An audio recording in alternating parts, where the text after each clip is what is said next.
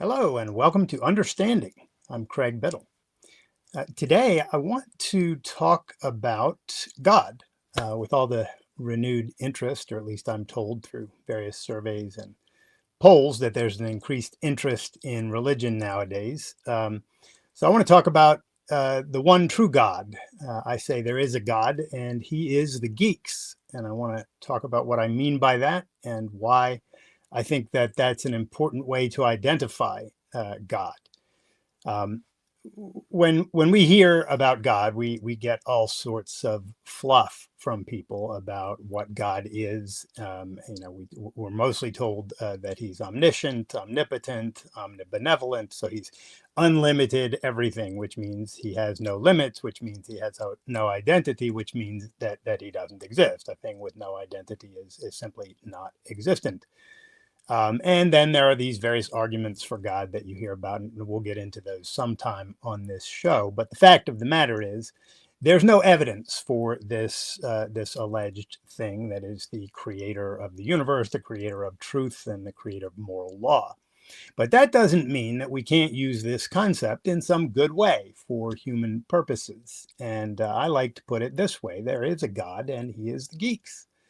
Who are the geeks? Well, by this term, I'm using geeks here in the widest sense of the term. It's the men and women of the mind, the people who use their mind to figure out what's true, to solve problems, and then to use that knowledge to create values for human beings.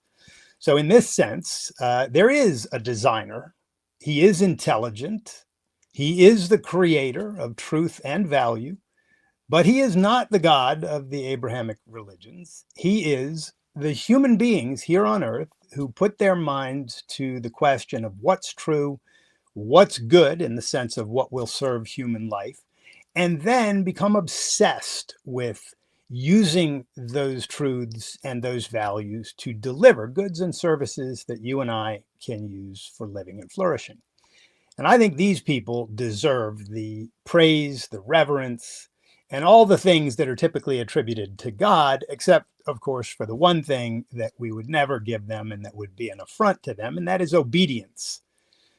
True gods, men and women of the mind, don't want obedience. What they want is peers. They want other people who use their minds, figure out what's true, solve human problems, and deliver goods and services for trade in the marketplace so that we can all level up in life.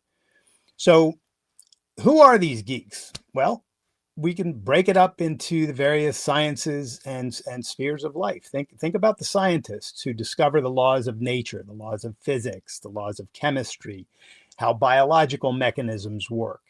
And think about what they do with that knowledge. They turn that knowledge into technology, into useful data. Everything from splitting atoms to create electricity, to building bridges, to curing cancers, to all of the life-enhancing longevity and what is the term I'm looking for? It's not only lifespan, but health span research that's going on now so that we can live longer and live better. That's what these remarkable people do with their minds. They figure these things out. And if God has any legitimate referent in this world, it is these kinds of people who deserve that term. Now, you can think about this as the geeks, or you can think about it as the nerds. There are these sort of used to be derogatory terms for these people who were sort of the outcasts, who were super smart and were sort of mistreated by bullies in high school and the like.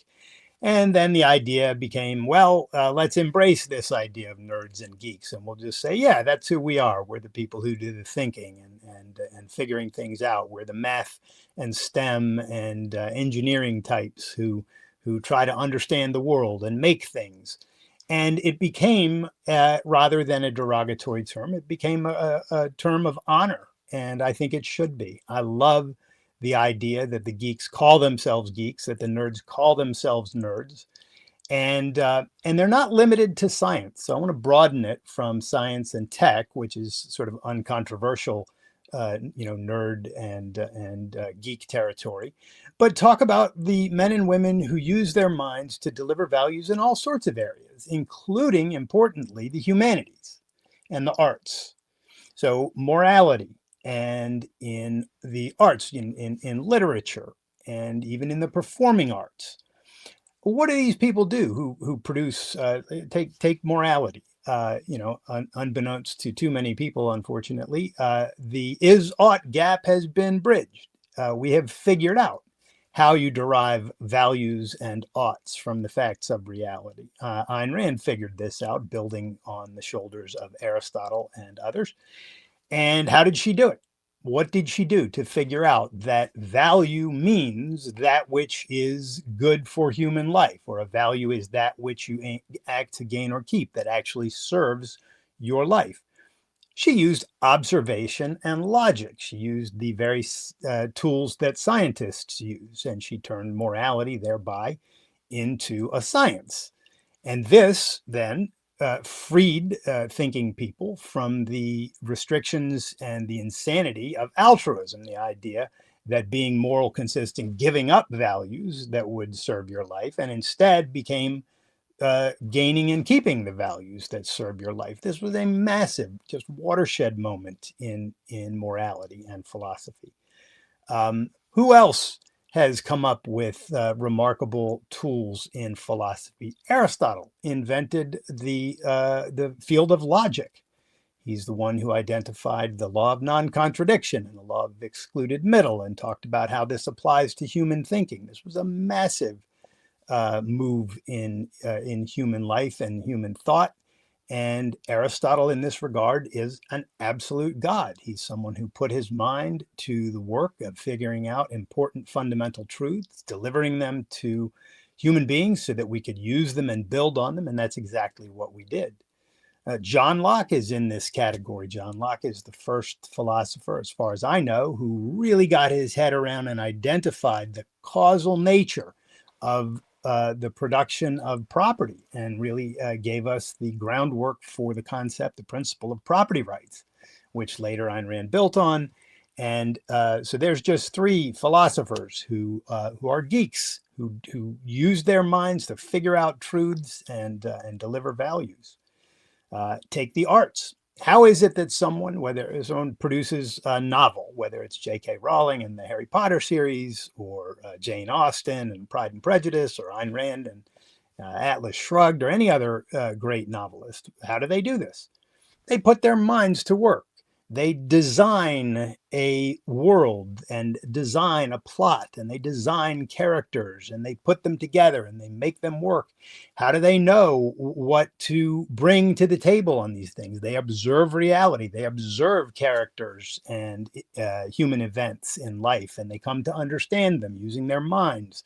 And then they're able to creatively develop a story and a plot and characterization and deliver this to us. And then we get to read these soul-fueling stories and enjoy these arts that not only fuel our souls, but also inspire us to live our lives better. The other arts, the performing arts, I don't know about you, but I love watching ice dancing, and I love watching Cirque du Soleil and some of the performers who are just at their peak and able to use their bodies and motion in ways that actually speak to my soul and give me that concretize the values that I hold dear. The same is true of music. Think of the great musicians you adore and what they do for you in delivering these values and understanding how to put these musical elements together so that you can close your eyes and wander into a world that is created by sound. So wherever we turn, whether it's the sciences or medicine or the arts or the humanities, men and women have been using their minds to understand what's real in reality. And these are truths. Truths are, in a sense, created. That's why I say that these people create truth and value. Truths are not just out there. That would be a false view of truth. What's just out there are facts and things and objects. When we come to understand them, when we recognize or grasp or we identify the facts, that's what a truth is. A truth is an identification of a fact of reality. And so it requires an in here part, a human consciousness part, in addition to a fact that is being identified. And this is an act of creation. Truths are literally created by human beings. It doesn't mean they're created ex nihilo or out of nothing. They're not created out of nothing. They're identifications of actual facts in reality. But that's a very creative aspect of human life. And how do we do it? We do it by activating our minds. And it doesn't matter whether you're a scientist, a physicist, a chemist, or the like, or whether you're an artist or a philosopher or a performer. If you're using your mind to do this kind of thing, you're creating. You're an intelligent designer, and you deserve to be recognized as such. Particularly the people who do this on, either on a massive scale, people like a Jeff Bezos or the like, or people who do it even on a very small scale, but in a very high leverage way. Fewer people know anything about how Ayn Rand bridged the Izot gap, unfortunately, but she did something there that actually is a game changer for human beings, because it means that morality is not against human life, but in support of human life. And it means that we can understand it rather than close our eyes and have to accept it from on high, from an imaginary being who doesn't even exist. So I like to say it this way, and I think it's an important way to say it. There is a God, and he is the Geeks. And we should revere these people. We should honor these people. We should thank these people. And you probably are one of these people in some way. You probably are using your mind to understand the world, to create truths in some way, to create value in some way. And so internalize this idea. Internalize this. Nietzsche said God is dead, and in a sense, that's not even true, because God never existed, so he can't be dead. He just never was in that sense. But what is alive, and what hopefully will always continue to live, are individuals who use their minds and understand the world and create values. So here's to the geeks. Here's to the real one true God out there. You guys rock, and I love you. All right, that's what I wanted to say just to kick today's live stream off. Jackson is joining me today to help out, and will probably come on the screen and chat some. Jackson, where are we, and do we have any questions in the hopper?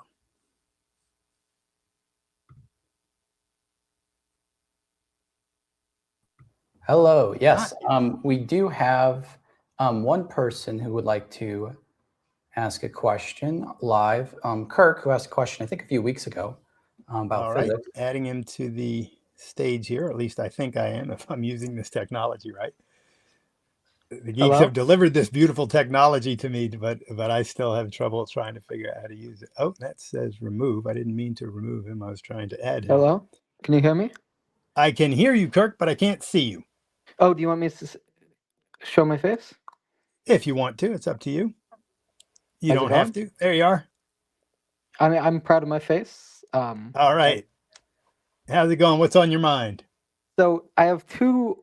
Well, I have several more questions, but I want to keep it brief. So I'll just ask the two main ones, if that's okay. And maybe in a future show I'll cover the other ones. But the two questions I have for today, and feel free to not answer if you feel not qualified to answer, but they're as follows. So the first question is, so just as a clarifying point, Ayn Rand and objectivists hold to an Aristotelian idea that infinity only exists as potentiality. There can't be an actual infinite quantity of something, right? Yes, that's yeah. You can say it just that way. Yes. Okay, so I would disagree with this in part for one reason. I mean, there's multiple reasons, but one of the reasons I would disagree with this is there was a mathematician named Georg Cantor who developed a set theory where there's multiple sizes of infinity, and he proved there's multiple sizes of infinity by demonstrating that the amount of infinities between 0 and 1 is greater than the infinity of 1 to however all the natural numbers, because basically 0.111 plus 0.12111 plus all the ones between 0 and 1 is a greater infinity than all the natural numbers combined. And he did a diagonal argument for this. So that would mean there has to be an actual infinity for there to be multiple sizes of infinity. Yeah, so let me give you what little I know about this that I think will be helpful, and I don't spend a whole lot of time thinking about this issue because in my view, it's pretty straightforward. Infinity in mathematics is just an operator. It's a term that is used to denote the idea of a sequence to which you can always add another element.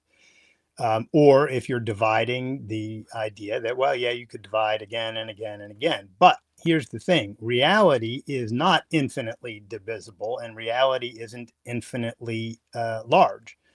And because that would mean that you have reality at a certain size, but you can add more. And the fact is, reality just is, and whatever is a constituent of reality is a constituent of reality. And if you talk about division, you can close your eyes and ponder the idea of infinite divisibility, but you can't identify infinite divisibility in reality. So this is why Zeno's paradox falls apart when someone says, well, you can't really cross the stage because first you'd have to cross half the way, and then you before you could do that you'd have to cross half that distance, and before you could do that you'd have to cross half that distance, and then you arrive at Parmenides' idea that you can't move. There can't be any such thing as motion because you can never cross any distance. How do we know that that's not true, and that mathematical way of thinking about things does not correspond to reality? We know it by crossing the stage, by walking across the room. So you don't want to do mental machinations in a way that denies what we observe in reality, right? So that's one way that I would think about the idea of infinity in terms of infinite divisibility, which is what I think the example was that you gave there. Now, the other thing about infinity is people sometimes say, well, is the universe infinite? Well, it depends on what you mean by infinite. Do you mean infinite in time? I would say no, the universe does not exist within time. Time is a measurement of things in the universe. So it's not applicable there. Is it infinite in size? Well, I don't think size really applies here. Size is a term that we use for objects in the universe. We talk about the size of objects, and we can talk about distances between objects, but we can't talk, I don't think, about the distance across of the universe or the size of the universe, because size and distance are terms that apply to objects within the universe, not the universe itself. The universe simply is what is. And that, from a philosophic perspective, is the end of the road.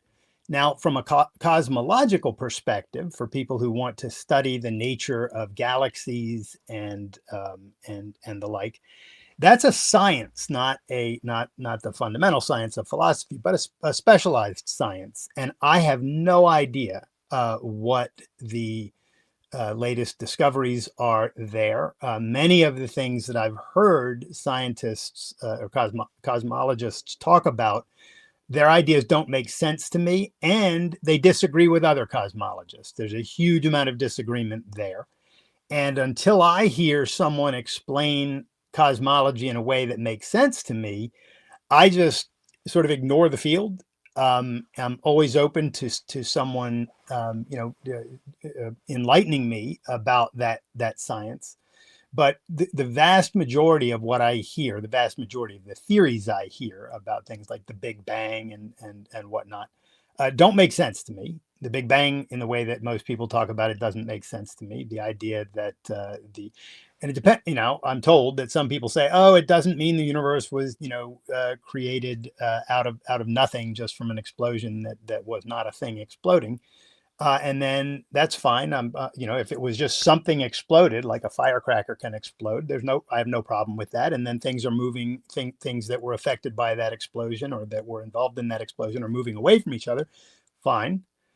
But then you have the problem of, if there was an explosion and things are moving away from each other, what are they moving into? What are they moving into? And so I'm just giving you an example of the way in which things like the Big Bang don't make sense to me. If something is moving away from something else, it has to be moving into something. There has to be a region, at the very least, into which the thing is moving. And if someone says, well, there's no there's nothing there, it's not moving into anything, it's just moving away from these other things, that doesn't make sense to me. I can't get my head around it. So I dismiss it as, I don't know what they're talking about, but that doesn't make sense. And the same is true when people try to say, well, look, if the universe is all that is, you have to say that it's infinite, because it just means it goes on and on and on and on and on. And if that's what you mean by infinite, that something just goes on and on and on, meaning there are more and more objects out there, I'm okay with that. That sounds reasonable to me, but that's not, as I understand it, what the concept of infinity is intended to mean. The concept of infinity, as I understand it, is intended to mean there's always another distance or another unit you can add. So hopefully that's helpful to you. Now, you may know something more about this than I do, but the way you asked your question made it sound like you were confused about the fact that you can, in your mind, create infinite divisibility, or seemingly can do that. But that there seems to be some conflict between that and the observable facts of reality. And I think there Yeah. is a conflict there. That's not exactly the question. The question is more about reconciling Cantorian set theory with objectivism, because in Cantorian set theory, there's multiple sizes of infinity, which I believe necessitates actual infinity, because basically, if in order to have multiple sizes of something, that thing has to exist. And Cantor showed there's multiple sizes of infinity through this diagonal argument. The concept of multiple sizes of infinity does not make any sense to me. So here again, now I may just simply be out of your, we're in mathematics here when we start talking about set theory, and it's just not my area. But I don't see how, so it's to reify infinity. It's to make infinity sound like an object that can come in multiple sizes. But infinity is not an object. It's a conceptual tool that is used to denote the idea that when you have a set and you can add another one to it and keep doing that, we say that you can do this infinitely. As far as I understand, it's just an operator in that sense. And beyond that, I just don't know how to make sense of something like multiple sizes of infinity. That makes no more sense to me than people who say there are multiple universes. And I said, well, if the universe is all that exists, which is the only proper definition of universe to me, how could there be multiple universes? If there's region 1 and region 2, and you're saying both of these are universes, you're misunderstanding the concept of uni, single, uni means one, verse. If there are a bunch of regions, they're all part of the universe. And so it's the same kind of thing there. It just doesn't integrate with what I know.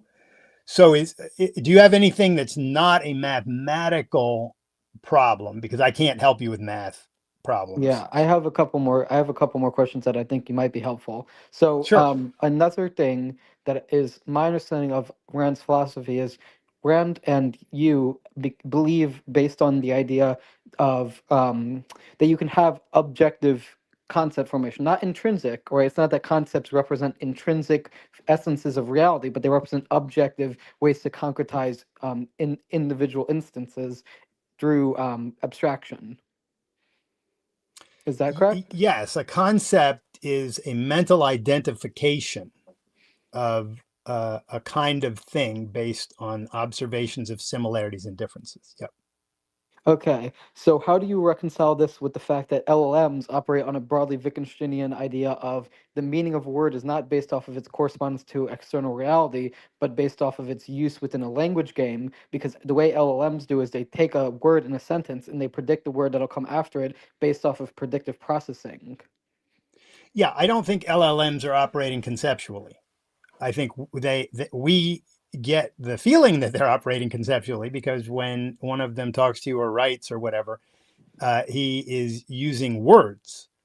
But words are not concepts. Concepts are mental integrations, and LLMs are not making mental integrations. Now, these are remarkable tools.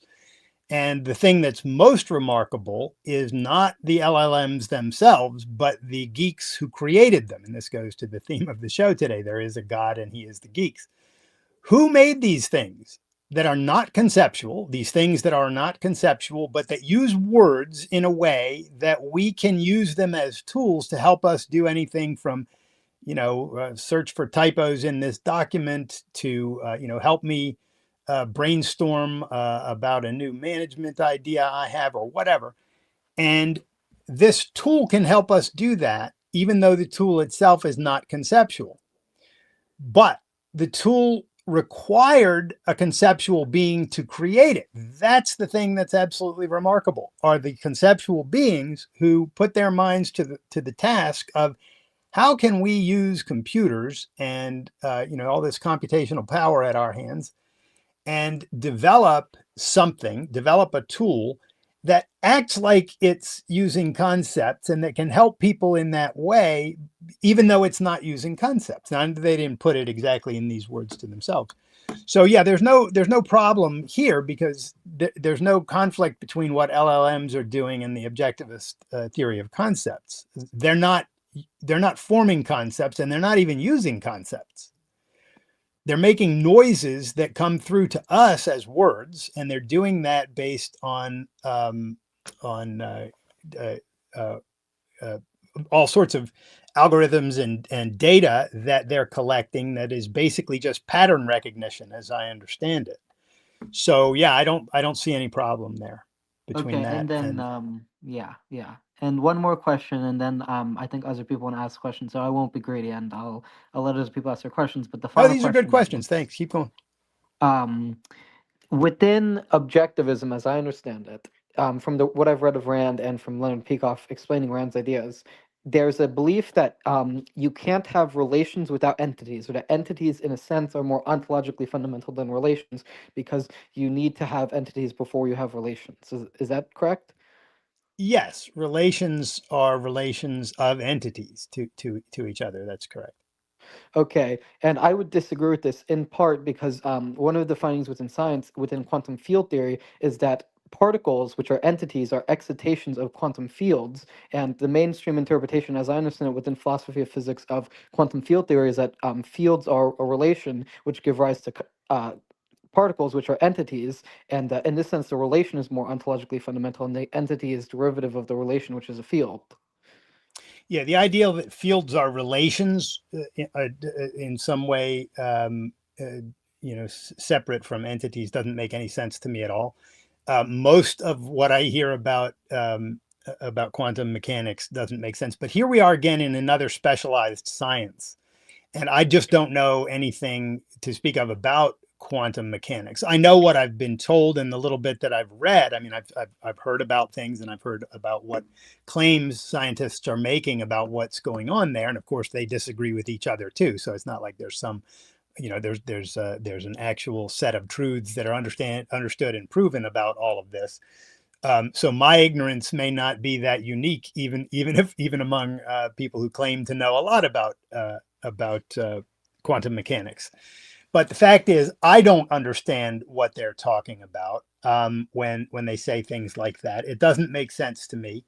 So I just set it aside, and I'm always open to someone who understands the field coming and explaining to me what's going on there in a way that does make sense to me. I would be delighted if someone could do that, but I haven't heard it yet. And something like a field being a relationship that doesn't involve entities doesn't make any sense to me at all. Okay. So, I have one more question related to life advice, and I think this is something you'd probably be more knowledgeable about. But unless if there's someone else whose questions you want to take, that's also fine. No, go ahead. I think there may be someone in the hopper, but I'm fine to keep going. Okay, so the last question I have is related to, so have you encountered the book, either book, The Black Swan or Anti-Fragile by Nassim Taleb? I know of both of those books, but I have not read them.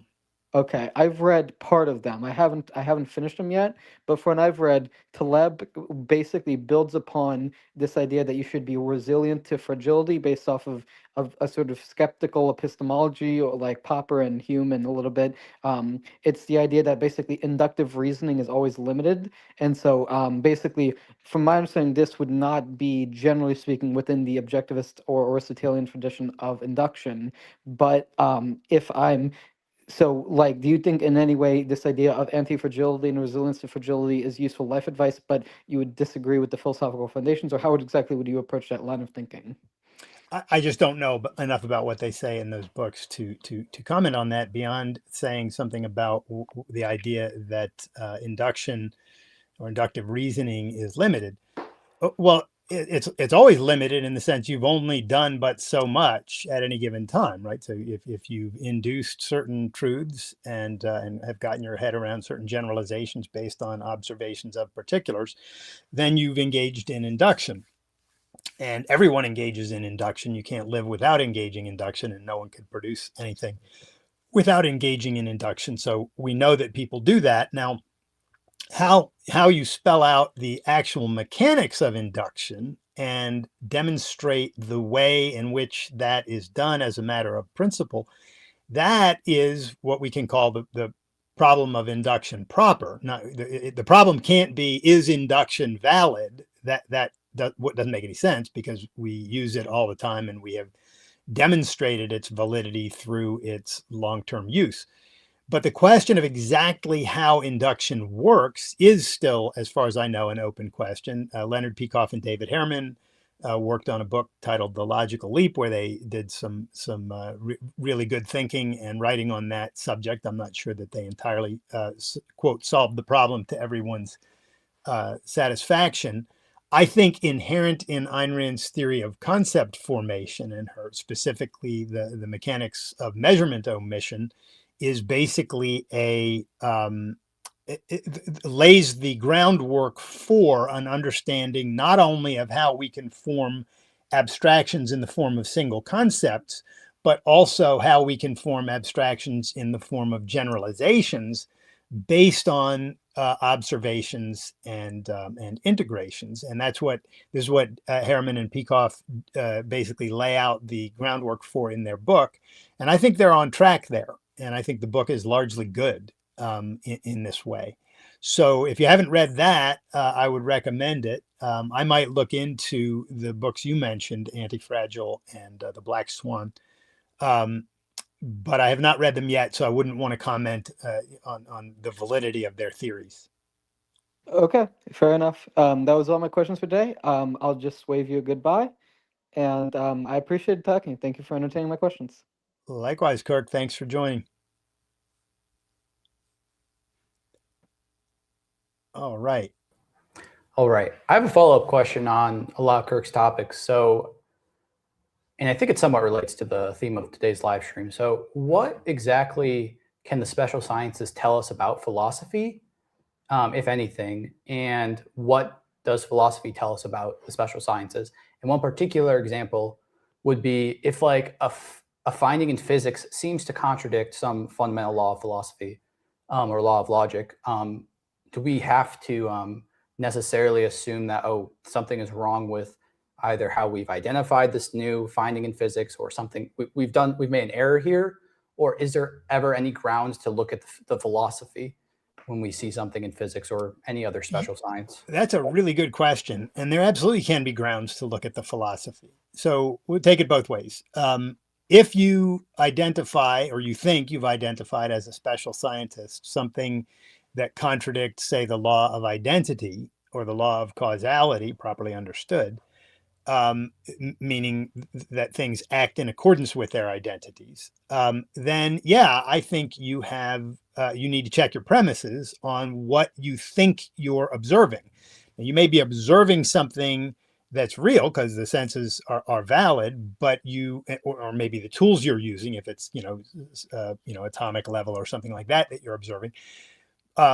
So you may be observing something, but you may be interpreting what you're observing incorrectly. And that, I think, is what often happens. But I'll give you an example of an instance where people have a wrong fundamental philosophic premise, and that is making them doubt things that they're observing at the perceptual level. And this is here I'm talking about free will. So if you conceive the law of causality as being every event is caused by prior events, which is the way that, for instance, Sam Harris defines the law of causality, then you are going to think, well, that's a fundamental law, a universal law. Every event is caused by other events. And then you turn to volition, to choices, and you say, okay, so you think you made a choice. But here's the problem. Your choice was caused by what? A prior event. What's the prior event? Well, we just have to look around. Maybe it was caused by a value that you have. You wanted to go to the gym, and that desire was caused by when you were a kid, your father took you to the gym, and the reason he did that is his father took him to the gym. And then you keep going back in time, and Sapolsky and Sam Harris and even Alex O'Connor will say ultimately it all starts with the Big Bang. It's turtles all the way down in that regard. But the reason that they make this error is because their conception of the law of causality is simply false. It's not true that all events are caused by prior events. Events are caused by entities, and entities are the things that act and interact. So a thing acts in accordance with its nature and interacts with other things in accordance with their respective natures, right? As if you throw a rock at a window, a large rock at a window close up, right? And it's a regular thin glass window. What's going to happen? The window's going to smash because of the nature of the rock and the nature of the window. If you throw a cotton ball from the same distance at the same window, what's going to happen? A different thing is going to happen, right? Because of the nature of the objects. The objects act in accordance with their identities. That's what happens in all of these instances. And once you understand causality correctly, then if you say, well, look, human beings can't have free will because, well, things act in accordance with their natures. Well, that doesn't follow at all, because if things act in accordance with their natures, and the nature of a human being is that he has a rational faculty, and the nature of a rational faculty is that it operates by choice, this dovetails perfectly with the law of causality. But you have to understand the law of causality correctly. So your question is very good, because it's not true that philosophers should just sit in their armchairs and say, we have all the answers, and if what you discover or think is true is in disagreement with what we philosophers have said, then you're wrong. That's ridiculous. The philosophers can be wrong, or the conceptions of a philosophic principle or fundamental can be wrong. And if they are, they're going to throw off your thinking big time. So it's really important. I mean, it's true that philosophy is the fundamental science, because it's the science on which all other sciences depend, primarily because of epistemology and metaphysics, right? Those are the branches. What is the nature of the world in which we live? What's the fundamental nature of it? That's metaphysics. And how do we know what's true and validate our knowledge? What are the processes there? That's epistemology. This is why it's the fundamental science, because it tells us how to use our minds to figure out what is. And then physicists and chemists and biologists and psychologists all need that data, preferably accurate data from philosophers, about how it is that we gain knowledge and what are the fundamental laws of nature. But philosophers are wrong often. And in the history of philosophy, you're in the Intellectual Accelerator program at OSI, and you guys are studying the history of philosophy. There's so many errors in that history, and philosophy is hard. Like it's easy to stand on the shoulders of Aristotle and John Locke and Ayn Rand and look at these guys and kind of mock them for the things that they thought, 2,000 years ago. But that is completely unfair. They didn't know what we know. They didn't have any access to the knowledge that we have access to. And so most philosophers, as far as I can tell throughout the history of philosophy, were honestly trying to figure out what's true. A lot of them, some of them were not. Some of them, I think, were putting their desires before the facts and trying to argue, and engaging in motivated reasoning. Immanuel Kant comes to mind in that regard. But I think the vast majority of them were genuinely confused by difficult philosophic issues, and they got some of the fundamentals wrong. And if they did, then, people operating in other sciences whose thoughts and understandings conflicted with those wrong fundamental philosophical premises, the scientist or the man on the street could have been completely right about what he was thinking is true. And if you think about religion, I mean, when people are like, yeah, it occurs to me that if somebody does something really good, like produces something and it helps you out, that the just way to treat him is to say, hey, you did a great thing. I'm gonna honor you for having done that. You're a good person for that. And then religion comes along and says, no one's a good person. You're all tainted by original sin. You're evil for even trying to use reason, which literally Luther and Calvin said. So here you have fundamental philosophers, Luther and Calvin, telling people, reason is the devil's whore. But you have the man on the street using reason at a practical level and genuinely trying to understand reality, whether he's trying to make clay pots or whether he's trying to assess his neighbor and his neighbor's virtue. And the man on the street is doing it correctly. He's actually understanding the world. It's the philosophers who got it wrong. And his disagreement with the philosophers' premises are not his fault. It's their fault. So that it's a two-way street there, and we have to look both ways all the time. That makes sense. I feel satisfied with that. I do have another question that's more on theme for the live stream, and it's about current events as well. So it's about judgment. So all of these billionaires, and like a majority of them whom have started companies and have created a lot of genuine life-saving value, we should be like very grateful for the products that they've created for us and the value that it has given us. On the other hand, a lot of these billionaires are on the Epstein list and are in the Epstein files. And I haven't looked super into this because I don't have the time and don't have much of a desire. I've watched a couple of videos on it, but there are a lot of powerful names in that list, both politicians and very successful businessmen who have had correspondence with Epstein or have been on the island. So my question is, how should we go about judging these billionaires whom, I use the products of their companies every day and they add a lot of value to me. And I am very happy that they've done that they've made these companies and made these products. On the other hand, they seem to have some correspondence with this very evil person. So it's been difficult for me to think about how I should I stop using some of these products? In some cases, if it seems like there's a lot of evidence that this person did really horrible things with Epstein. So I guess generally, what's your views on that, and how would you think through that situation?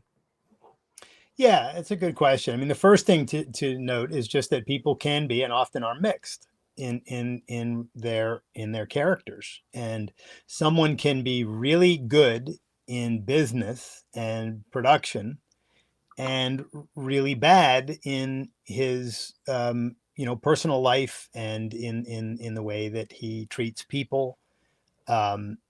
And these are just the facts, and our assessments and the way that we apply rational moral principles to assessing people like this has to take into account all of the available and relevant facts. I mean, that's the way that we judge objectively. So when you've got things like, people engaging with Epstein in some way, one thing I would say there is you want to be really careful, because merely seeing a picture of someone with Epstein, or even on Epstein's island or whatever. Well, today you don't even know if the picture is real, but just assuming the picture is real, um, that does not in and of itself mean that the person was engaging with Epstein in some some way that implicates the person. You also, it depends on when the picture was taken, and whether, if you see, if the picture was taken well after people knew that Epstein was a child molester, then cozying up to him is, it means your character is really bad in a substantial way. If it happened before he was convicted, and you've got a picture of someone with him before that, that's a very different context. Now, it could be that the picture of the person before him did things that we don't know about and is a bad person too, but we don't know that, and we don't have evidence of that. So if all you have is the picture, that doesn't mean anything. As Leonard Peikoff wrote an article once, a picture is not an argument, and I think that's a really good way to think about it. I think, yes, we want to judge people based on facts and available evidence, but you want to be really careful, because you never want to judge someone negatively when you really don't have the evidence to do so. Because to judge a perfectly good person as evil because you erred in your way of assessing him is a real injustice. And so I'm always very hesitant to draw negative conclusions, and I only do that when I actually have evidence to support them. Yeah, So, I'm thinking more of situations where there's email correspondence and there's nothing like super clear, direct, like very obviously, oh my God, they're engaging in some horrible stuff, but it's like all very coded and vague, and it's very just fishy and weird. yeah. I think Elon was a part of a few emails like that, and there are a couple other people that I'm forgetting right now. Peter Attia was Peter a part of Attia some of them. was a Yeah. one. And look, when you see emails like that and they're fishy and weird, that's what they are. They're fishy and weird. And that's a data point that you bear in mind when you're thinking about this person. Is it, if it's conclusive evidence, if you've got an email that says, hey, I'll be there next Tuesday, can't wait to have sex with that 14-year-old again, right? If you've got something that blatantly, obviously wrong, then that's conclusive evidence. If you genuinely know that the email is real and you have that kind of a statement, you can draw a complete judgment of the person there. If you've got something that's vague and really not clear, what you need to do is acknowledge that that's the case. Here's some vague, unclear language in an email. I think that, and I've said this before, I think clarity is a tool of the honest and vagueness is a tool of the dishonest. I don't think there's reason for people to be vague. And if I ever find myself saying something that seems vague, I always am a little bit embarrassed by it. I'm like, whoa, what are you doing? Don't be vague. We have the ability to be clear as human beings, and we should strive for clarity always, even in just a quick email to someone. We talk about this sometimes in our Slack communications at OSI. It's like, hey, you're going to take somebody's time with something. Be clear. Let him know exactly what it is you need, because it's important. And so when I see something vague from someone who I know could have been clear, that really is fishy, especially if it's an email correspondence with some monster like Epstein. So yeah, it's a good question. There's no recipe for answering this other than to say you have to understand the principle of justice, which is, you should judge people based on the available and relevant evidence, and you should not draw conclusions about people when you don't have sufficient evidence to do so. So those are all principles of justice. And then one of the principles that applies to the application of all principles is the principle of context. You have to bear in mind what's the full context of the situation. If you don't know the full context, or if you don't have ample context to make judgments, then your judgment should be, I don't have ample context to make judgment. That's a judgment in and of itself, but it's one that does not overstep the bounds of what you're able to do.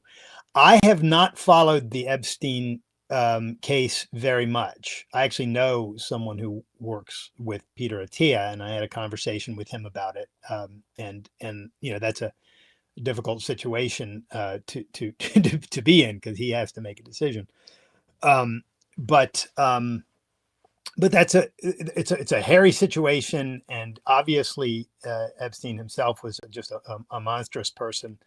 And it looks like some of the people, if certainly not everyone, but some of the people who cavorted with him were probably involved in the same kind of wrongdoings that he was. So I don't know what I'm not judging anybody yet, because I haven't seen enough to. I mean, I'll judge Epstein. He's been convicted, and it seems to me that the evidence there was strong. But I haven't been paying enough attention to people like Attia and Musk and others to know. Okay. I'm good with that. And we can move on to someone else's question. Take a look Real here. quick before we leave that subject. Judging people is the hardest application of philosophic principles of all. And the reason it is because other people have their own minds and volition, and you don't know what's going on in other people's heads, and you rarely, if ever, have the full context of a situation involving other people. So it's really hard to do that. And you're right to be frustrated and sort of wondering how to do that. There is no cookie cutter way of dealing with this. It's a very complicated subject, which is precisely why you really do want philosophic principles to aid you in it. Because imagine trying to navigate issues of justice without even knowing what justice is, or without even having a standard of value for justice. Or without even understanding what context means and how that applies to the application of a principle such as justice, right? So one of the things we can note here in this otherwise difficult subject matter is the powerful clarifying and even simplifying aspects of philosophy. That's what philosophy is supposed to do, is help us to clarify and simplify this otherwise overwhelmingly complex world. And human beings are the most complex things we deal with in this complex world. So it's you need philosophy for this stuff, and even then it's difficult and frustrating sometimes. So. Yeah, and like for me, not a whole lot hangs on this specific question because I don't interact with these people. The main reason I asked is, one, it's an exercise in like how should we go about evaluating these people, and also like if I'm having a conversation and for whatever reason we start talking about these billionaires, it is important to like have these kinds of, I guess, evaluations in mind so that we don't like mischaracterize someone. And also in some cases when if there is extreme, like, okay, yeah, this person obviously did something really, really bad, then I don't really want to use their products anymore if I can help it. I don't want to endorse. Yeah. And I would be the same way. If I knew that someone who owned a company was involved with Epstein in some way that really implicated the person in those kinds of crimes, I would never want to buy a product from that person. So it's a perfectly legitimate question, that kind of thing. I just thought, so you mentioned that you not a huge amount hangs on this for you because you're not like hanging out with those people or anything. So I want to tie this back to the theme of the episode here, that there is a God and he is the Geeks. Find yourself a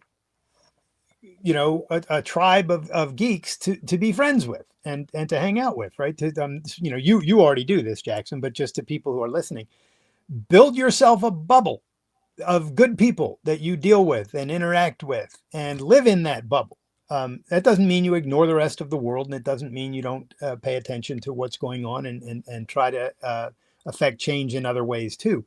But be selfish with your relationships, for goodness sake. Hang out with good, honorable people. Make them your friends and colleagues and work partners to the extent that you can. Now, if you work for a big corporation, you may have to work with annoying people that, you just by virtue of the numbers there. But to whatever extent you can, create a life for yourself that involves good people for the most part dealing with you. And I have done that beautifully. It's probably one of the things I can brag most about in life is that I deal with really, really good people. And insofar as I've had a few bad apples enter my life, I get them out of my life as soon as I realize that they're a bad apple. And that's really sage advice, I think. Not only to be a geek, but to make your life, surround yourself with geeks, make that a portion of your or a big part of your life. Yeah, and also to have high standards for those relationships. I mean, they're such an important part of life. It seems kind of silly to, I wouldn't say waste it, but to have less than ideal relationships. That's not to say to not allow people to make mistakes or things like that. But yeah, just hold that to a high bar.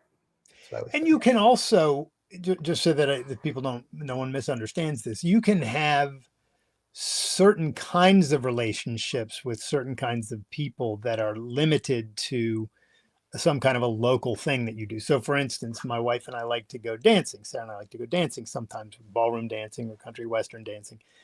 And there are people we know through the dance crowd who we love to dance with, and they're really fun, nice people, but we don't know much about them other than that they're small talk with them and dancing with them is fun and nice. And they seem to have very nice senses of life, and they seem to be really good people. And they all seem to be good, productive, happy people. Also, they're clearly, they all have good jobs, and they take care of themselves and things like that. So there's a lot of evidence that they're probably pretty good people. But we don't know much about them philosophically, or whether they're extremely religious, or where they stand politically, or any of those kinds of things. And that's okay. You can have different kinds of friendship. We call them our dance friends, and that's a little bubble of people there, and we like them, and we don't know much about them, but insofar as we do know them, we like them, and that's fine. So you don't. When I say build a bubble of just people you like, you're not going to know everything about all the people that you do things with, but you can have standards. And this gets to your point. You can have high standards for people, and the standards can be different in different areas of your life. If you're a fisherman and you love to go fishing, and you got some fishing buddies, well, you might have a different standard for them than you would for the guy you're going to have, with a best friend you're going to hang out with 3 times a week, right? So yeah, your standards should fit your purposes and the nature of the relationships that you're engaging in. Yeah, I think to put my own concrete on the table, I probably have 1 to 3 people who I would consider top tier best friends. I will go to war for you. You're my person.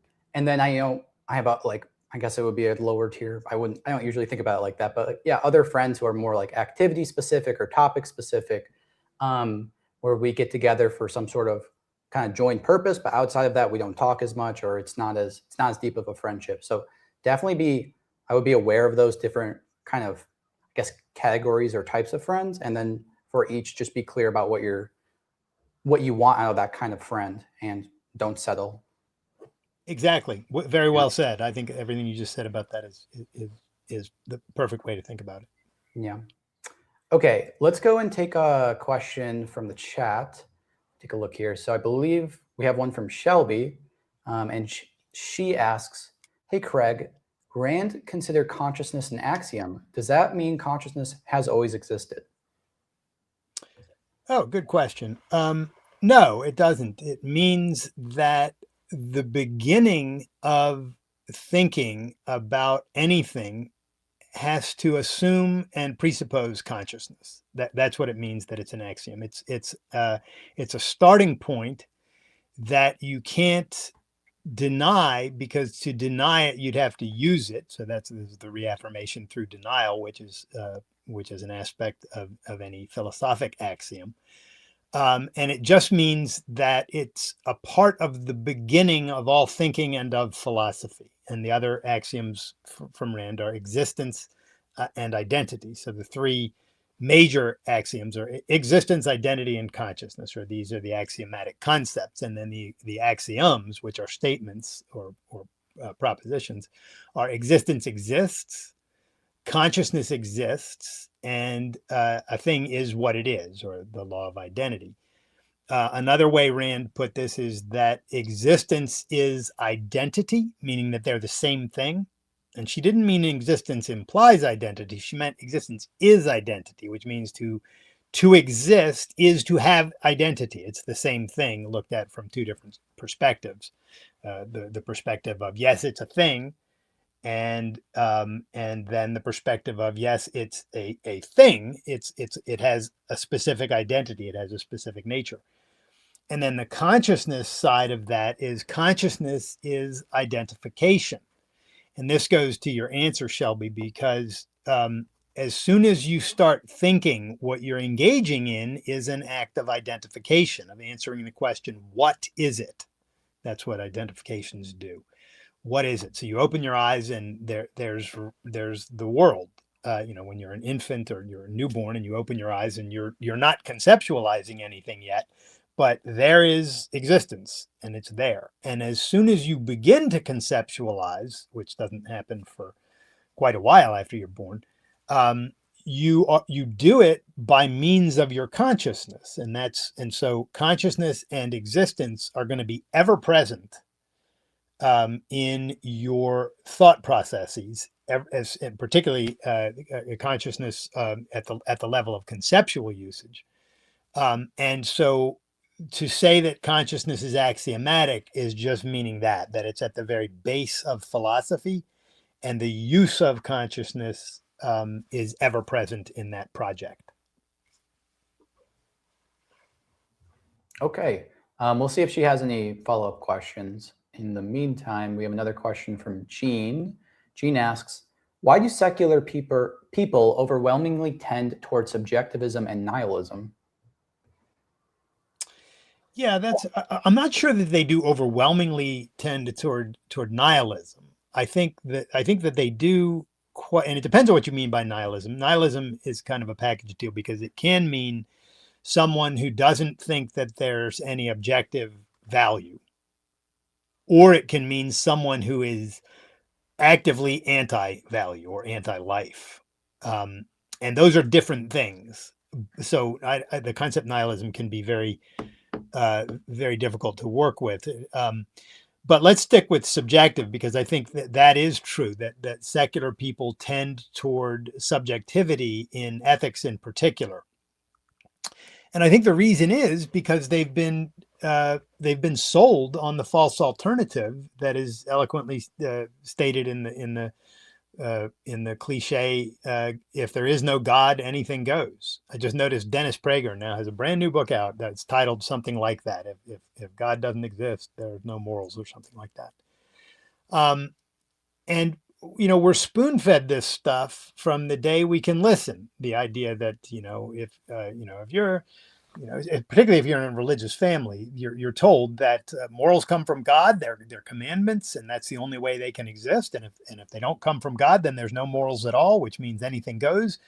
And then the anything goes can be a personal level. I'll do whatever I want. That's personal subjectivism.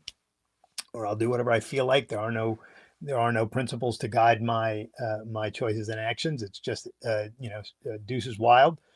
Or it can be the social level, the social subjectivism or cultural relativism, sort of the way that people often put it.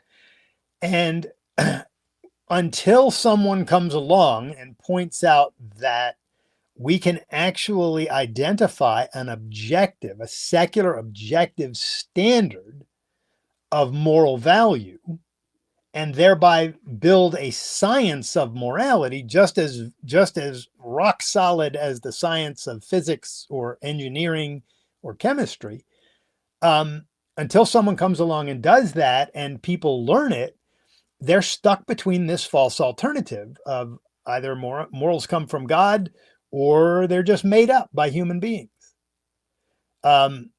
And of course, Rand did come along in her work and identify that there is an objective standard of moral value, and it's the factual requirements of human life. And the reason that we know that that's true is you can listen, you can see Rand's reduction of the concept of values or morality down to the factual observational alternative of existence or non-existence, or life or death.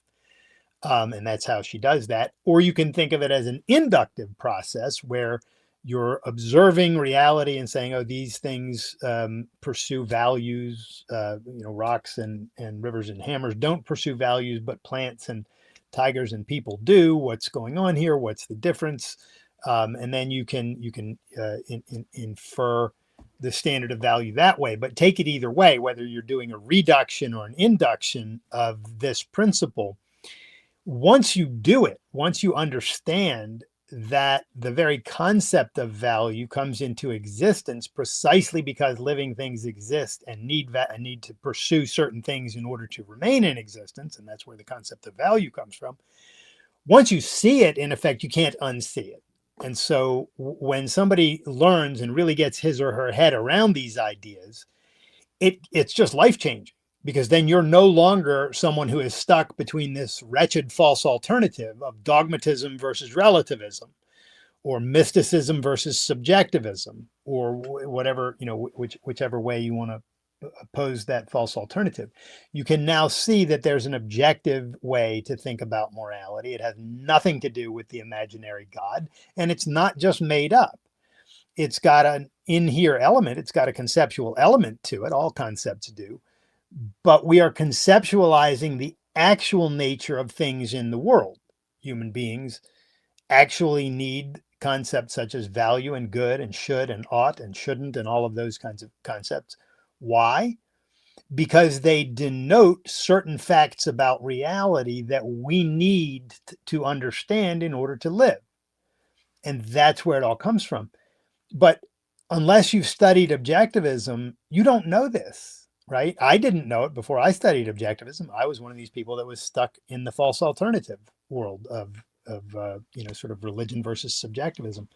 So yeah, it's a really good question, and I think the reason non-religious people are subjectivists often is because they just don't know how to ground moral values and moral principles in the facts of reality, which is a good reason to share these ideas whenever and wherever you can, whether just in conversation, getting people to understand that life is what makes values both possible and necessary. By the way, that's sort of a really nice, terse way to bear in mind the thing you need to point out. I mean, you can't just say that to people alone and have it be the end.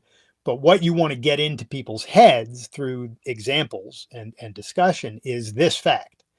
Life is the fundamental thing that makes values both possible.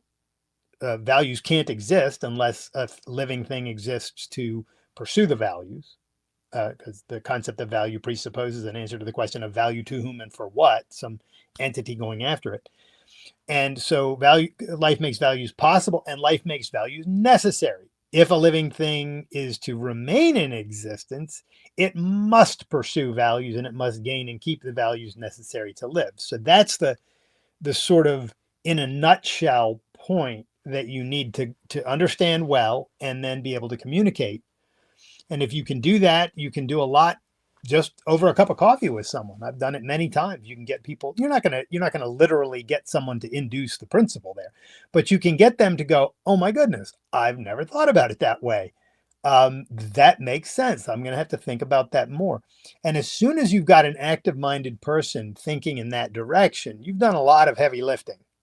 Because then you can say, hey, look, for more on this, read Ayn Rand's Virtue of Selfishness, or if you like fiction, read Atlas Shrugged. You'll get you'll get it in there, but in illustrated through plot and characters.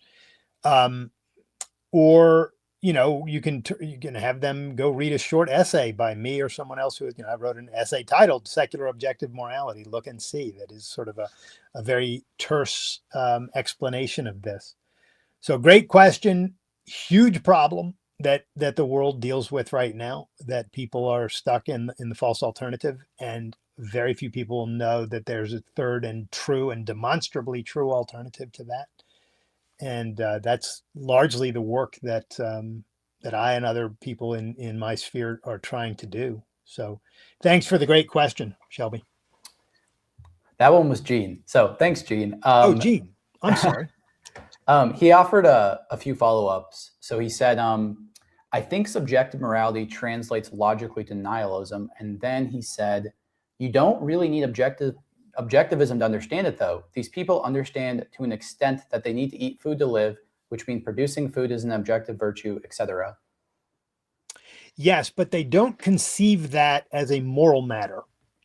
And that's the difference that Rand's theory of value and morality brings to the table. Is she's saying, look, the things you need to gain and keep in order to live, there are things that you need to gain and keep in order to live, and food and clothing and shelter are some of them, but also self-esteem and purpose and romantic love and freedom and you know, there are lots of things that you need in order to live fully as a human being. And what Rand is saying is that these things that we need to act to gain and keep, those things are the facts of reality that give rise to the need of the concept of value. That's why we even need the concept at all. And then the actions you need to take in order to achieve those things, those actions are the facts of reality that give rise to the need of the concept of virtue. The virtues are the actions by which you gain and keep the values you need in order to live. And Rand has codified all of this into a whole moral code that then can explain to people who already understand that, well, of course you need to eat, you know, you need protein and you need food and water to live.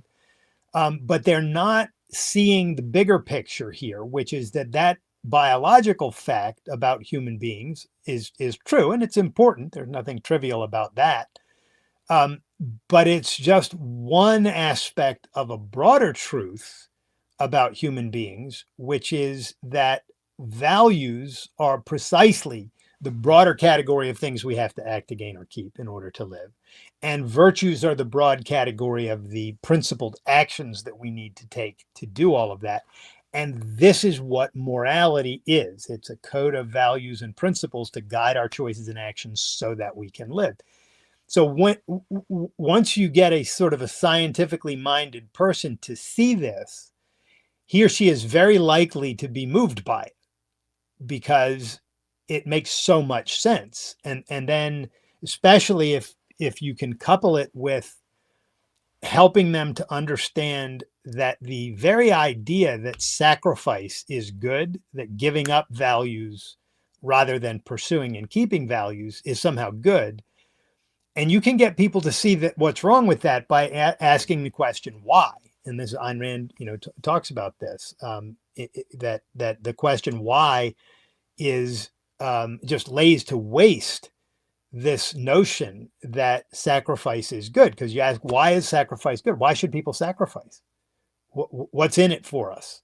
Because that's what it means. What for? Why do this?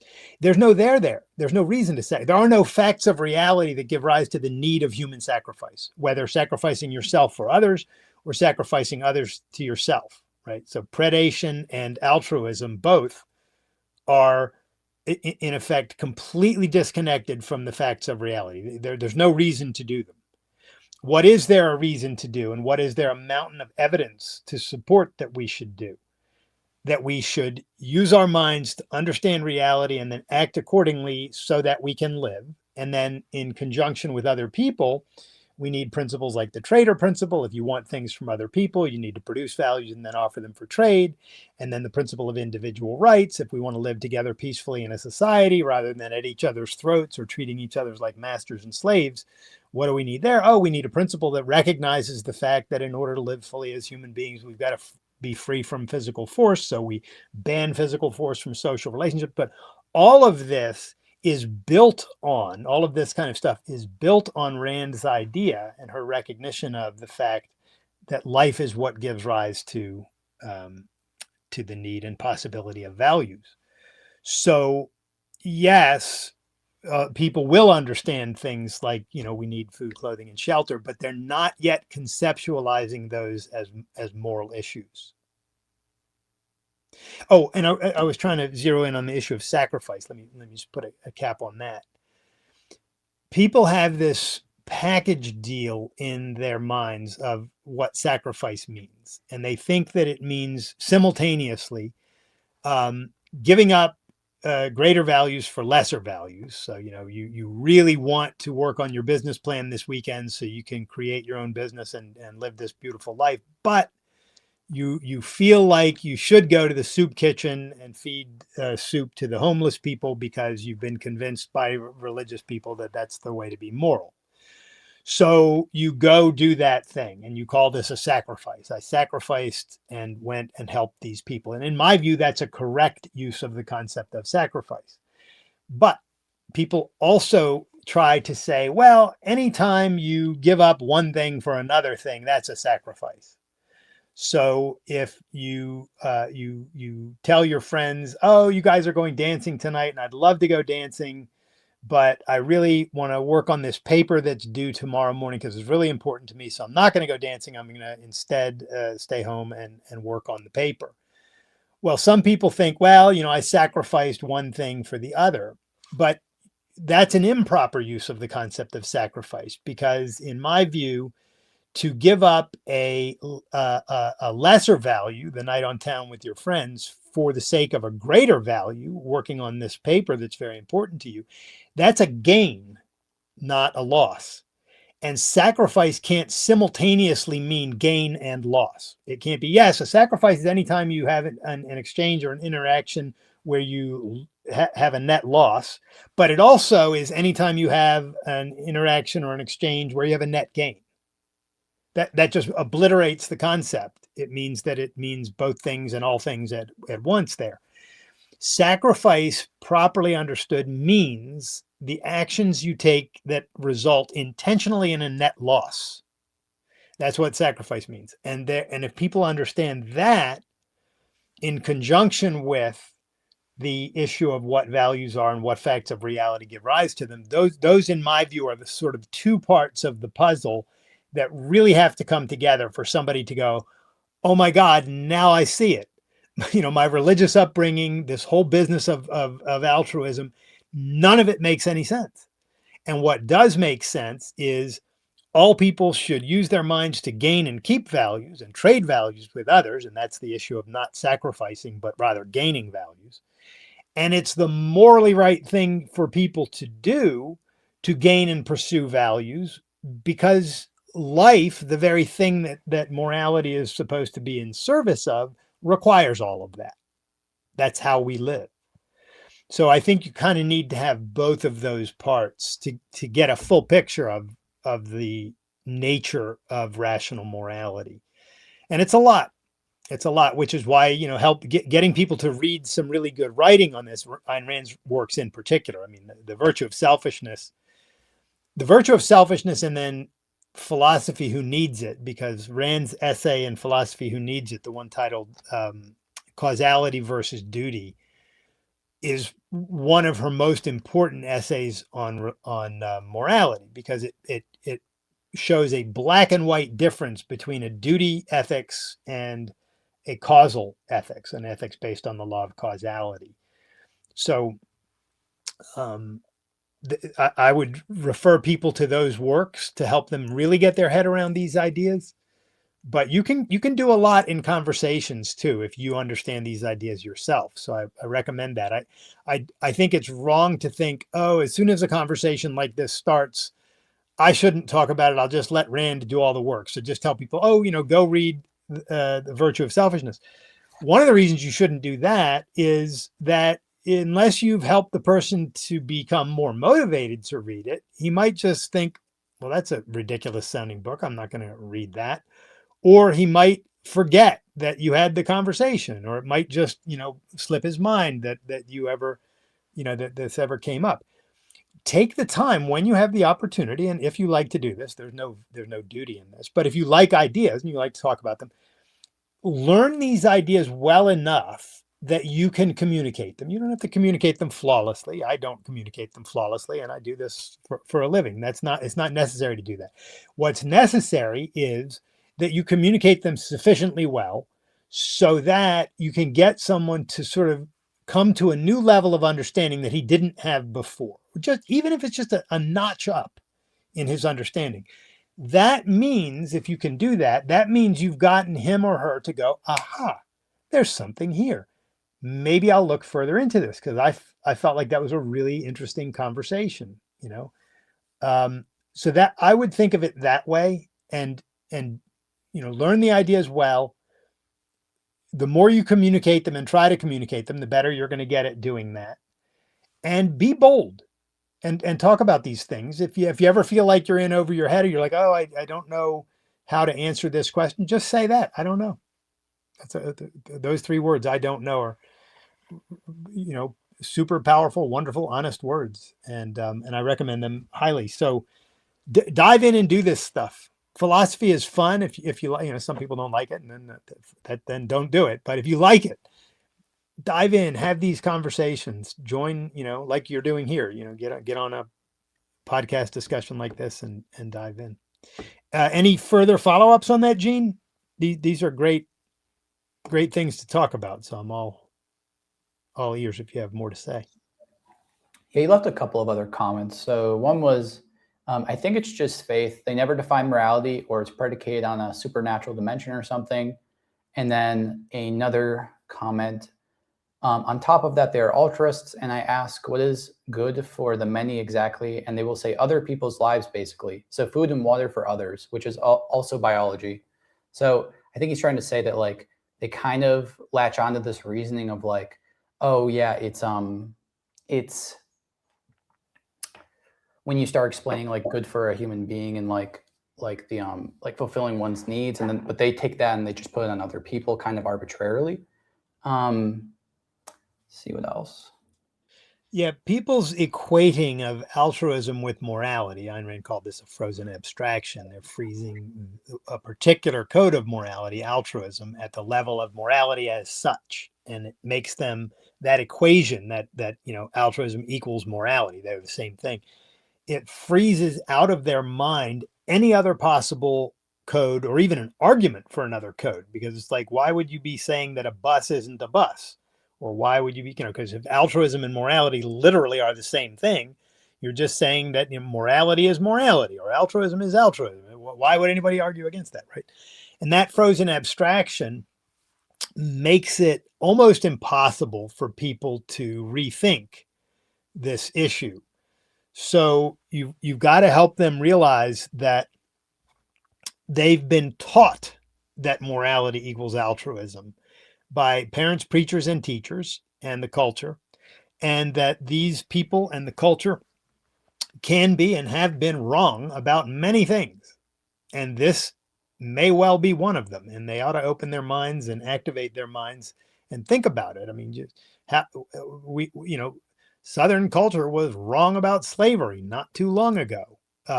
And we now know that they were wrong. And some of the people back in the day knew it and spoke up and fought for abolition and the like. But the vast majority of people in the antebellum South didn't. They were like, yeah, this is perfectly fine. And that's where we are with altruism today. People are just like, yeah, altruism's just, good. That's what good means, being, selfless. So we have a long way to go with getting rational morality into the culture. It's not an easy thing to do, and not everyone is willing to check their premises. Some people are just not going to question what they've been told by their parents, preachers, and teachers. So you have to pick and choose your battles and the conversations you want to have. I try very quickly in a conversation to assess whether the person I'm talking to is thinking or not. And if I discover that he or she is not thinking, I get out of that conversation right away. Just don't waste your time. But if the person is thinking, then you can very often cover a lot of ground in a conversation with somebody in 10, 20, 30 minutes.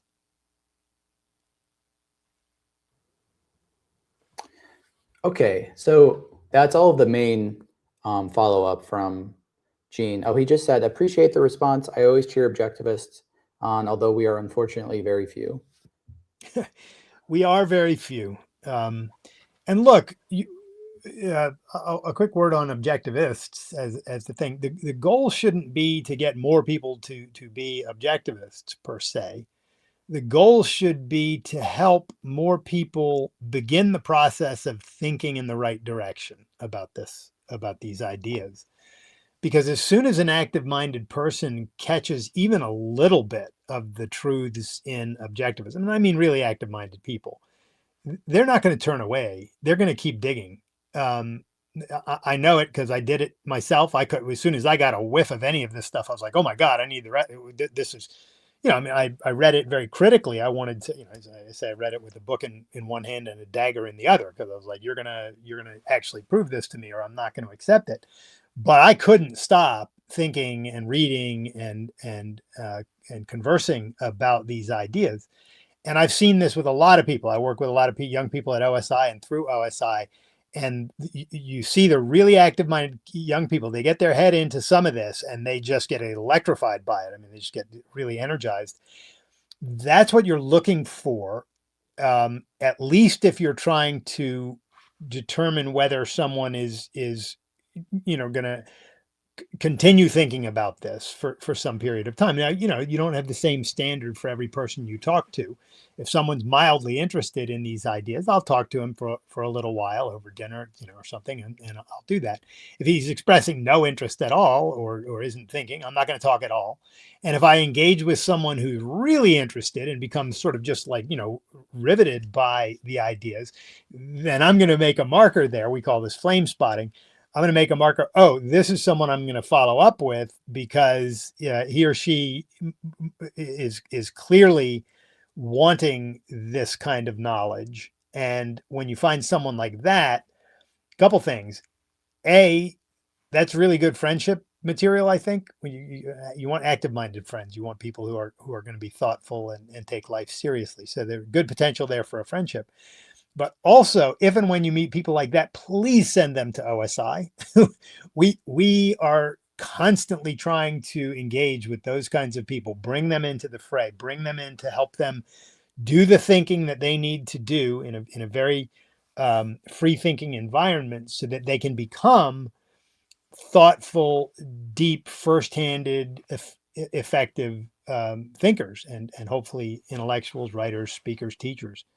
So yeah, if you ever engage with people and find that you've got that kind of person in front of you, let them know to come looking at for us at OSI or come to our conferences. Okay. All right, Jackson. Anything else in the hopper? We're almost at the hour and a half here.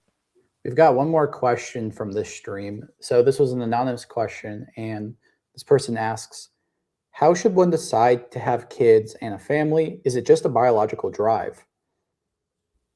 How should one decide to have kids? Well, having kids is not a biological drive. Sex is to some extent a biological drive, and it's also a psychological and metaphysical necessity for human beings to have the joy that comes with romantic love and sex. And I would, setting aside children for a minute here, just say a few words about the importance of sex. Romantic love and sex are just one of the highlights of life. And I would take that very, very seriously. I would try to find someone who you can really fall in love with and build a relationship. Make sure that you are making yourself worthy of love. You have to be, if you want a wonderful relationship, you have to be worthy of that kind of relationship. Love is a trade of value for value at the spiritual and sort of level of virtues. And so be very thoughtful about yourself and the people that you might want to engage with. When it comes to whether you're going to have children, oh my goodness, that is a huge responsibility, and it's wonderful if you love the aspects of the process, which is really, really a difficult and long process. My wife and I had one child, and we thought about having a second, and we almost did, but we decided not to. And we're glad we had one. We loved being able to put all of our sort of time and energy toward our one daughter, and we have a wonderful relationship with her, and we adore her. And we think we made the right decision there, but we did so much thinking and talking, first about whether to have children at all. Second, about how to raise a child if we do have a child, and what's that going to be all about. Third, what is involved in this? What are the commitments we're getting into? And do we, what's this long-term commitment of having a child? You really need to know what you're getting into, because it's a huge amount of work. The only thing I can say that's bigger than the work involved is the joy that's involved in parenting, if you love the process, which we did. But I know of parents, not that they tell me this, but that you can see it sometimes in parents, that they don't love being parents, that they find their kids an annoyance or just too much damn work or whatever. And you don't want to find yourself there. That's a bad place to be. If you don't think that you will love the process of helping an infant become a life-loving adult, and it's a very long process. Basically, you're trying to help a de facto hedonist. The little newborns come out and they just want the pleasure of the nipple, right? That's it. That's the starting point for them, and they don't know anything yet. And your job as a parent is to help them learn over time that they have a mind, and that they need to use their mind to get what they want in life, so that they can understand the world and themselves and live a beautiful life, right? So in a sense, you're trying to take a de facto hedonist to become a rational egoist over the course of 16 to 20 years. And that's a huge undertaking, absolutely enormous. And it's full of joy. It's full of some difficulties and some frustrations and stuff along the way too. But the joy far outweighs those if you enjoy the process. So yeah, be thoughtful. I guess to answer the question, how do you decide whether to have children? Look at what this involves. Look at the picture involved in it. The project the future. Read some books on parenting. Sarah and I wrote an article titled "How to Raise a Life-Loving Child" that sort of gives you our theory of parenting that we think is good, um, and then talk about it with your lover and say, hey, if we had children, what would our lives look like? And then if we didn't have children, what would they look like? You have a lot more freedom without children. You can up and go and do things anytime you want. And when you have children, you can't. But when you don't have children, you don't get the joy of watching a kid learn to, discover some new thing that he or she loves and become absolutely obsessed by something, and all of the joys of parenting that are almost indescribable, because these are instances where you really have to experience it to understand it. You talk to other parents and they'll tell you the same thing. It's a very unique experience. So be thoughtful and take seriously the work that you'll be getting into if you're going to have kids. And if you decide to do it, embrace it big time and have a blast. I think if you do the thinking and you decide you do want to do it, I think you'll love it. I think you'll absolutely love it.